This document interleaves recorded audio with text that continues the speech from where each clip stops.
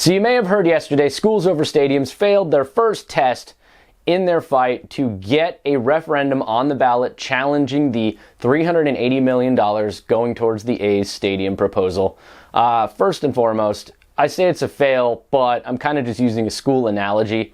It really is a pass-fail with makeup tests in order, and they can actually fix and upgrade their report before they actually file it again. So they have two choices. One, they can change the language, or they can appeal, but they can keep filing over and over and over again and keep getting challenged all the way through next November. So the A's win this round doesn't mean it is over for the teachers trying to get this on the ballot. As far as a PR win is concerned, though, a team trying to come in from out of town and suing a group of educators probably is a PR loss, but in the courts, they won this round. The Nevada Independent, Tabitha Mueller, documented this whole thing. Let me read a couple quick quotes from the judge, then we'll move on to the next subject. Judge James Russell said the issue is not about the content of the ballot question. He noted he is probably more passionate towards building schools than I am stadiums, but whether the petition follows state law governing the referendum process.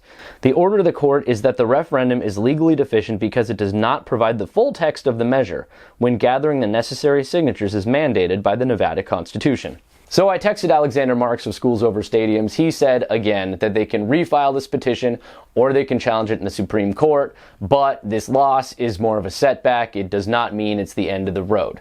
Now, I'm wearing this Unite the Bay shirt because today is a day of unity in Oakland. At 2:30 p.m., the mayor's office, the Port of Oakland, labor representatives, fans like the Oakland 68's Jorge Leon will be out in force at Oakland City Hall to voice their support, to show their unity, to send a message to Major League Baseball.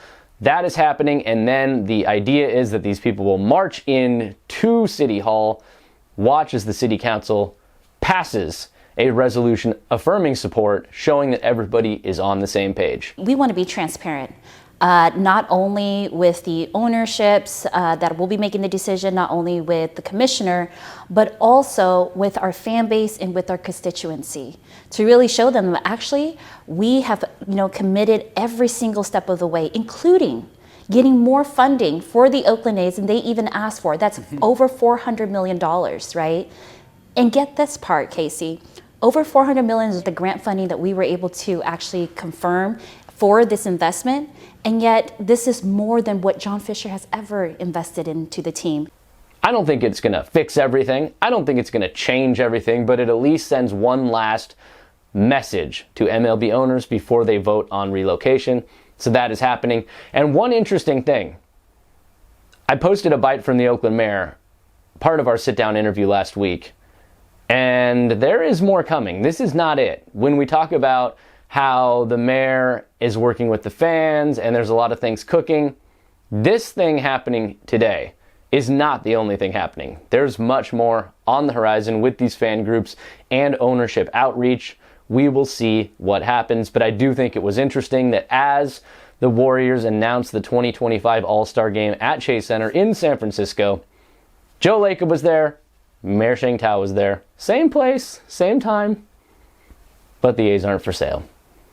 I know Joe Lacob is interested. He would purchase the team if it was for sale, but it is not. So, as we lurch toward the middle of November and this owners meeting coming up, I don't think today at 2:30 is the last you're going to be hearing from the city of Oakland, from the fans. But how will the owners vote? Will it matter? Can they get anything in the actual hands of the owners making these decisions? We'll see. But I'll leave you with this last thought.